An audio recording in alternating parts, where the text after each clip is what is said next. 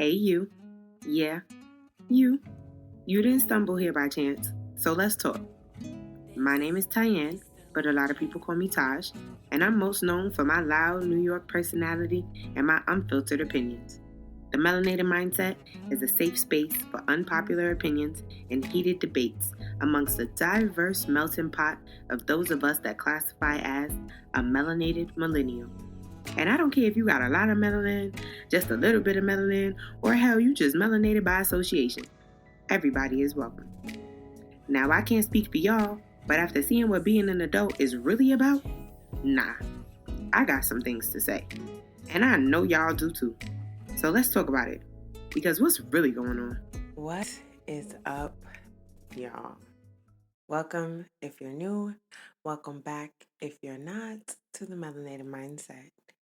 And I just want to start this episode by saying thank you for listening. But most importantly, just thank you for taking the time to share space with me today on this Melanated Monday. You could be anywhere, you could be doing anything, but you taking some time to kick it with your homegirl, literally and figuratively. And I really do appreciate that. Well, y'all, we have made it to another Monday. I can't be the only one that on the first, I'm not gonna say I be in a bad mood, but I literally just paid our mortgage and our light bill right before filming this.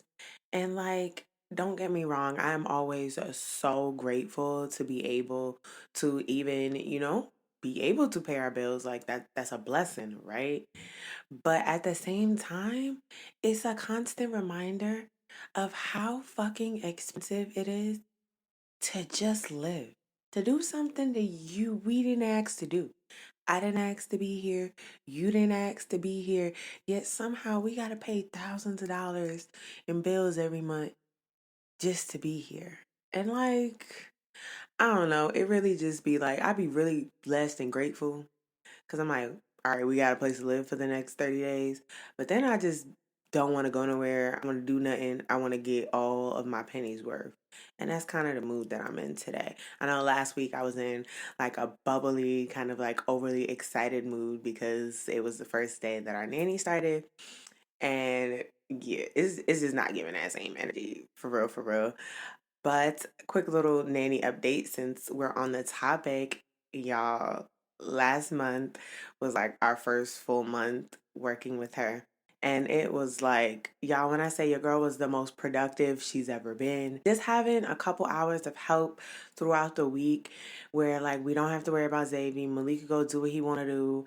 And I could do this and be here with y'all is like, it's done wonders for my mental, for his mental. And it just got me kind of like feeling like, okay, maybe I really can do this, you know? I know y'all saw the title of this episode, and y'all know I like to start with leaving you with a question, just to kind of get the juices flowing or whatever.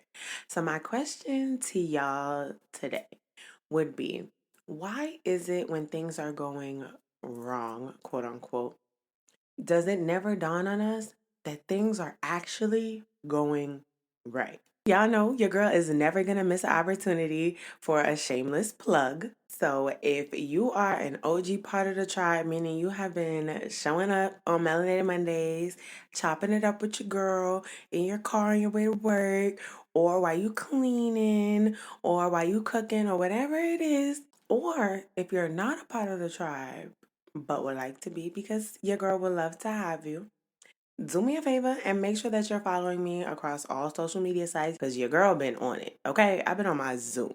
So make sure you guys are following me on Instagram at Tyanne.Watson. Make sure you're following me on Twitter at Tyanne Watson. But make sure you pull up on me on YouTube at Tyanne Watson.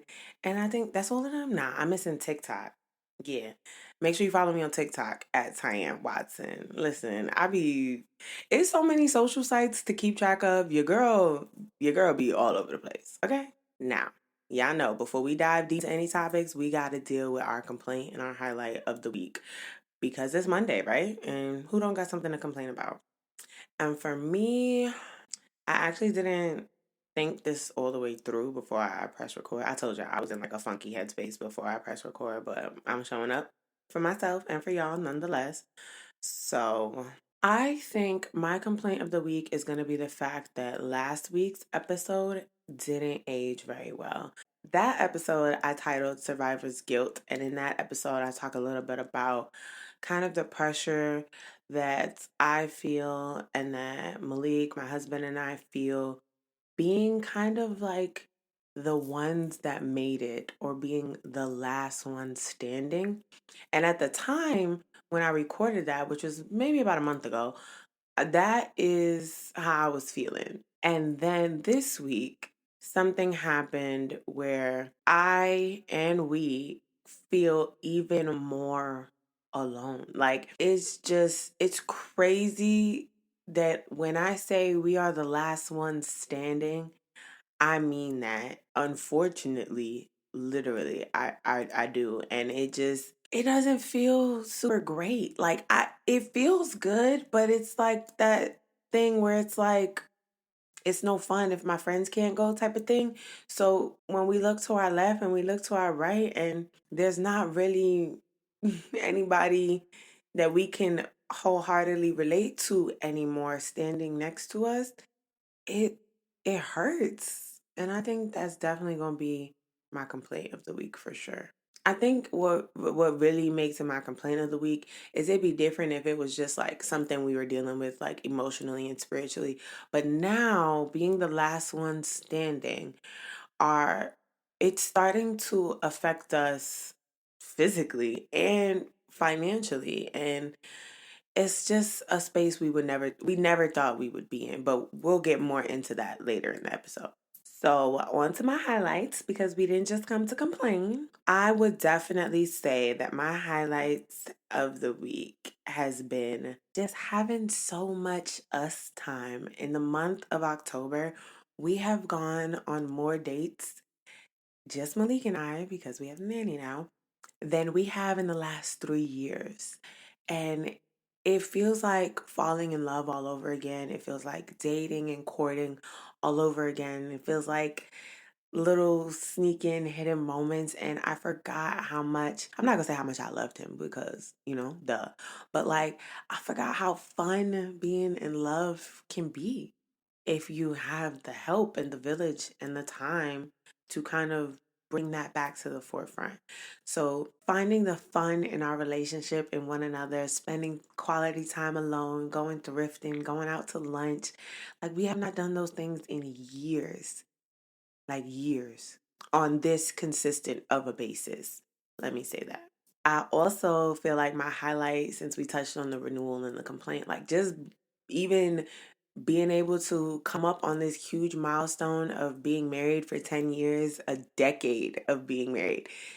I'm so blessed and so grateful because not everybody makes it to that milestone, unfortunately, and we have seen it firsthand a lot in the last couple of months from so many people that it's so disheartening, and it makes me feel sad for those around me, but then I also have to kind of not feel so sad for everybody else that I can't be happy for us. And I think another highlight is going to be that this week actually is going to make 2 years since we bought our home. We have been homeowners for almost 2 years, and that is insane, but we doing this, y'all, doing the damn thing. Okay.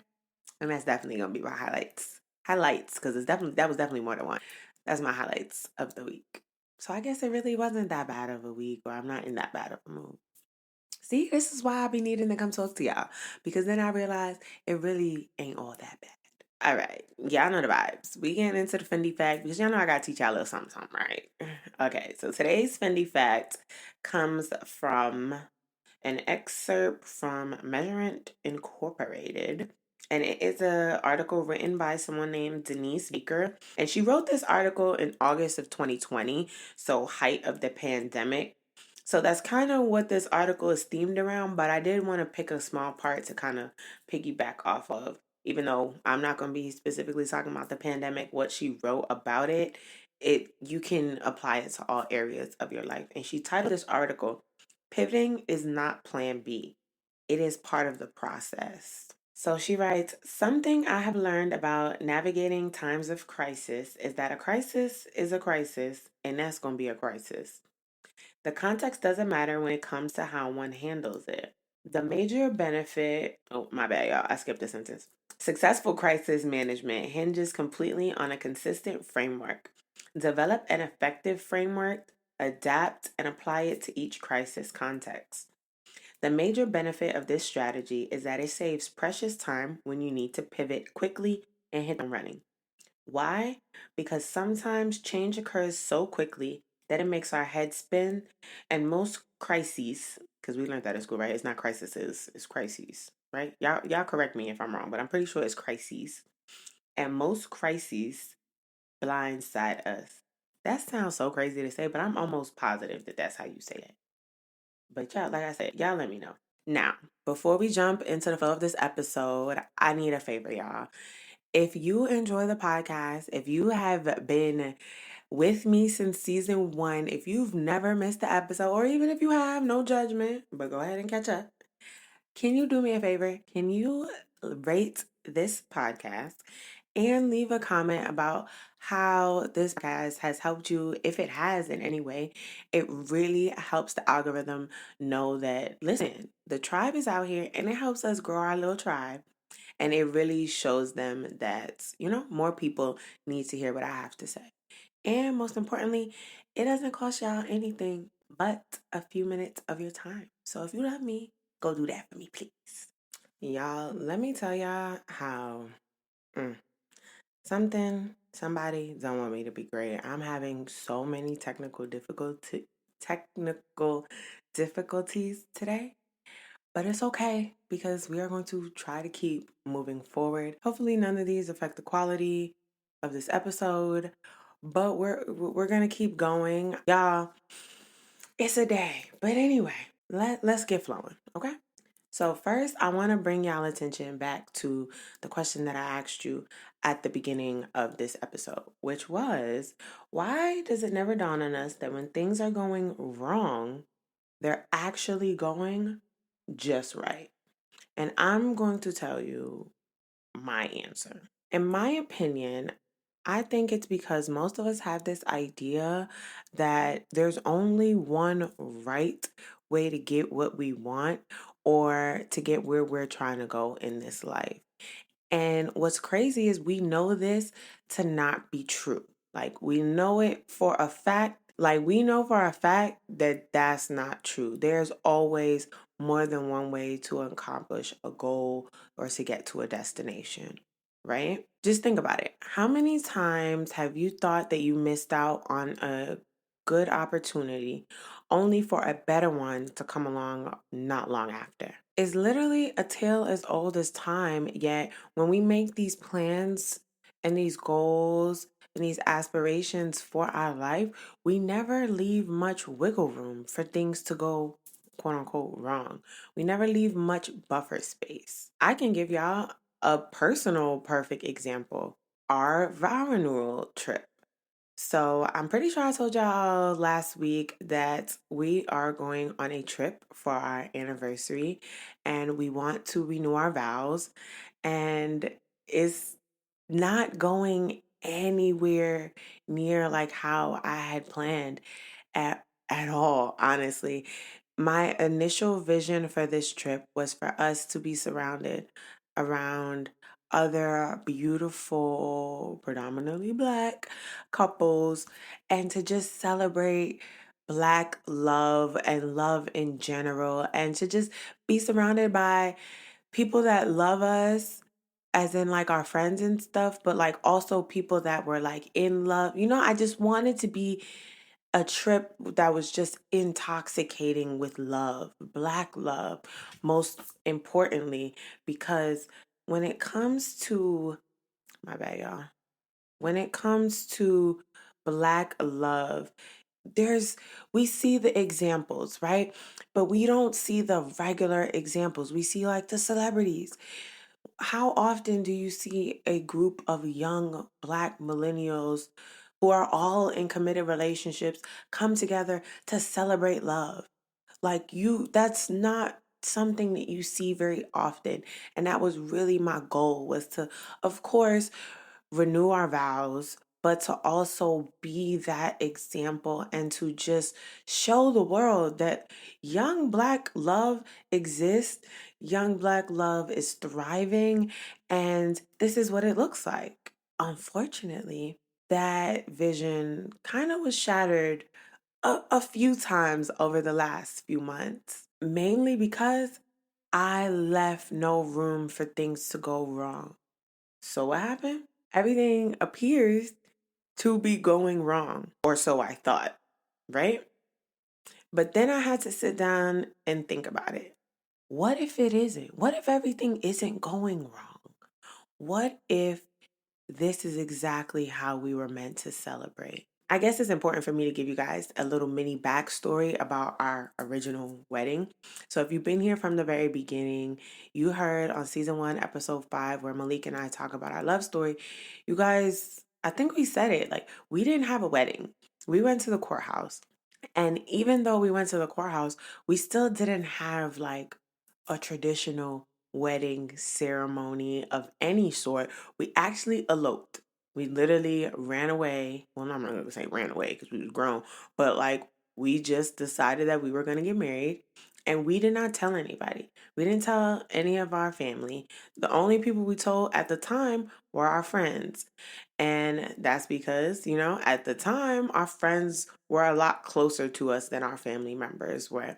And we just didn't want to hear anybody's negative opinions about us getting married at 18 and 20. We didn't want to hear about how it's never going to work and it's never going to last and we're too young to be doing it. We just did not want to hear it. So what did we do? We did what we wanted to do, and we told people after. It was literally just us and our friends. Malik had his friend there as a witness. I had my best friend, who you guys heard last season on the podcast, Rochelle. We had them because you needed 2 witnesses, but then at the time they were in New York with us. Like Malik was on leave with his military friend. So, like it just was us, the officiant, and our friends. That's literally it on our wedding day. I don't even post pictures from that day because I've spent a lot of years kind of being embarrassed about it, because like we don't have these beautiful wedding pictures to post on our anniversaries. Like, y'all, we literally got married in H&M sweaters. I had on pants. Like nobody had on white. We had on purple. Like we just did not have a traditional wedding. Like our marriage just didn't start off traditional at all. But we always told ourselves, if, aka when, we make it to 10 years, we would have a vow renewal. Fun fact, we didn't even exchange vows at our first ceremony. Like when we got to that part, the lady was like, "Do y'all have anything that y'all want to say? Like y'all wrote any vows?" And we were like, we just holding hands, giggling like, "No."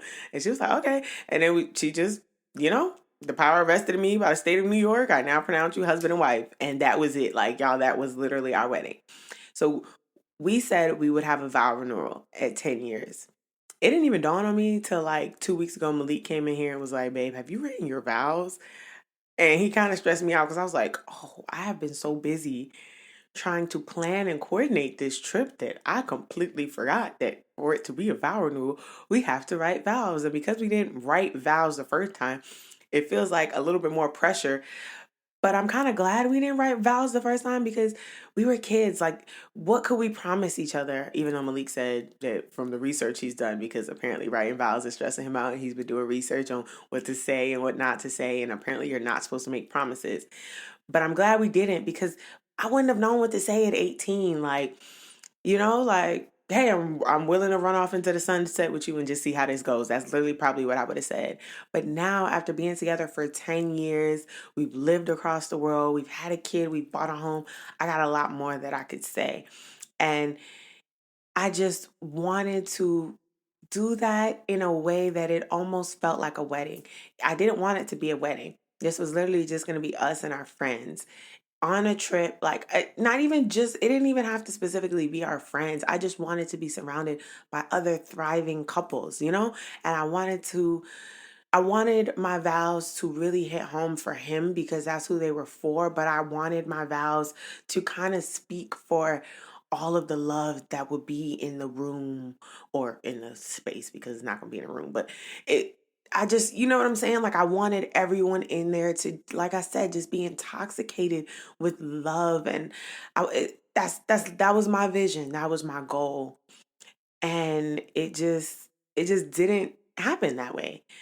Unfortunately, 2 days ago, I got a text that the last couple that was left standing with us to go on this trip is not going to be able to make it. Y'all, we are the only married couple going on this trip. It's literally just going to be us, Xavion, because we have to bring Xavi, and that's a pod for a whole nother that's a topic for a whole nother pod. The nanny, because we got to bring the nanny with us so that we could have fun. Again, another pod for another topic for another pod. And my best friend Rochelle, who was there when we got married the first time. So when I sat and, like, after the sadness wore off, after the frustration wore off, because when you planning a trip and people start falling out, what happens? The cost changes for everybody. And then what started as was supposed to be like a 3-4 couple trip has now just turned into us and my best friend. And I was frustrated and sad about that for the last couple of days. But then I really had to sit and think about it. Like, after I thought about how our marriage started, it really hit me, right? What if the renewal is going how it's going because it's just supposed to be us and Shell? Because that's just how it was the first time. We ran away and it was just us and Shell. Always the asterisk Shell, because she's always there for all of the major moments. And now here we are 10 years later trying to do it again, quote unquote, the right way, with family and friends and all that good stuff. And again, it's just us and Shell. So what if we are just supposed to renew these vows to one another the exact same way we did it the first time? Because, to be honest and transparent, we're the last couple standing. So what if the goal wasn't for this to be a this epic black love for everybody? Because it's not for everybody. Because why? Everybody can't go, literally and figuratively. What if it's just supposed to be us? What if we've made it this far and we're the last couple standing? Because when we started this journey together, when we committed to each other 10 years ago, it was just us. There was nobody else besides Shell. Always remember Shell. But there was nobody else. It was just him and I standing up there at that altar in that courthouse. So 10 years later, why did I expect it to be any different? Clearly, that's what worked for us, because here we are 10 years later, the last couple standing. You get what I'm saying? What if everything that I thought was going wrong was actually going right? What if God wanted us to do it again? Just us. Because at the end of the day, we are learning, unfortunately, in our life, and maybe you are too, that that's really all we got on a day to day is this little family bubble that we have built from the ground up, just us two. So maybe that's how we're supposed to go into the next decade. Just us two, and Shell, and Xavier, of course. And when I had that thought, like, what if everything is actually going right? It really made me have a real conversation with myself about pivoting. And like the Fendi Fact said, pivoting isn't supposed to be a plan B. It's supposed to be a part of the process. What if the plan is to pivot? What if the plan is for plans to change? And as hard as that is for us to grasp sometime, what if that really is the plan? What if, by trying to keep things a certain way and to look a certain way, or to get down a specific path, what if trying to go down one lane is causing you to not get to your destination? And it made me really think, if we included more room for change and for pivot and for things to kind of go wrong in our plans, we would be a lot less stressed when conflict arise, because you'd be like, you know what, it's cool, like things happen, but you would mean it. You wouldn't be super stressed. Like if I had thought to myself, yo, Ty, would you be okay if nobody but Shell showed up on this trip? And I never asked myself that, because I knew my intentions were so good and so pure, and I had tunnel vision on what this trip would be and mean for me, but also for all of you that are part of my tribe. I like to live authentically. I like to live my life how I tell you guys that I think you should live yours. So I was so focused on the bigger picture and, getting caught up in the planning, that I never asked myself, Ty, would you be okay just doing it the same way you did it the first time? I think I spent so much time trying for this time to not be like the first time, that I never asked myself that. And I think that if I would have given myself room to pivot within that plan, not only would I have been less stressed, but it would have also helped me practice detachment, which I think is something that a lot of us struggle with, right? Because detachment from our very, very specific plan and outcome is what eventually gets you to that plan and to that outcome. Because when you take the time to really do the deep inner spiritual work, that's when you just know that detachment and manifestation, they literally go hand in hand. You can't have one without the other. And if you're not a spiritual person but you're a religious person, that's almost the same as when you're told that worrying cancels out faith, because you are supposed to have faith that God is going to give you what you're asking for. But if you're constantly worried about if you're going to get what you're asking for, then realistically, maybe you don't have as much faith in God as you thought you did, right? But that's okay. It's fine, because detachment and faith are the things I put them in the same category. To me, they're the same, but we're not taught that it's something you have to exercise. It's something you have to work on every day. And as we get older, you need to detach from the outcomes a lot more in order to get the things that you want. It's kind of like learning a new language. If you don't use it, you lose it. I said all of that to say that sometimes your plans are going to change, but that's okay, because sometimes that is the plan. Don't look at pivoting as something to avoid, but more so something to embrace, because sometimes plans will change, but guess what? That's a part of the plan, because there is a much more divine plan at play here than anything than we can envision for ourselves and for our lives. Most times, the things that didn't work out for you worked out for you. Sit with that for a second.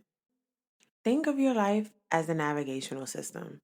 Sometimes GPS will reroute you, even if it's the longer route, but what you don't know is that it's to avoid a collision that's up ahead.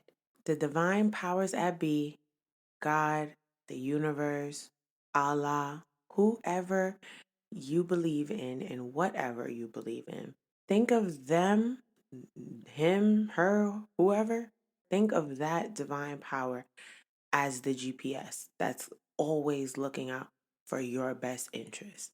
So, yeah, sometimes it's going to take you longer to get where you're going because you're ignoring the GPS, and that's keeping you stuck in traffic.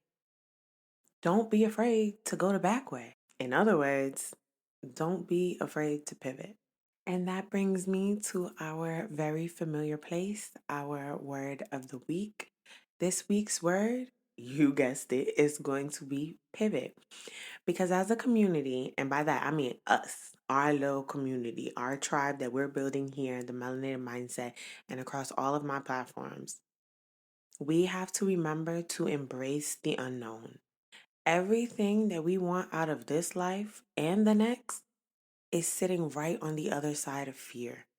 So, in the moments where you find yourself feeling afraid to truly and wholeheartedly have faith and detach from everything that you want. So, in those moments where you find yourself truly afraid to just wholeheartedly have faith that everything is going to work out for you, do me a favor and always remember that pivoting is a part of the process.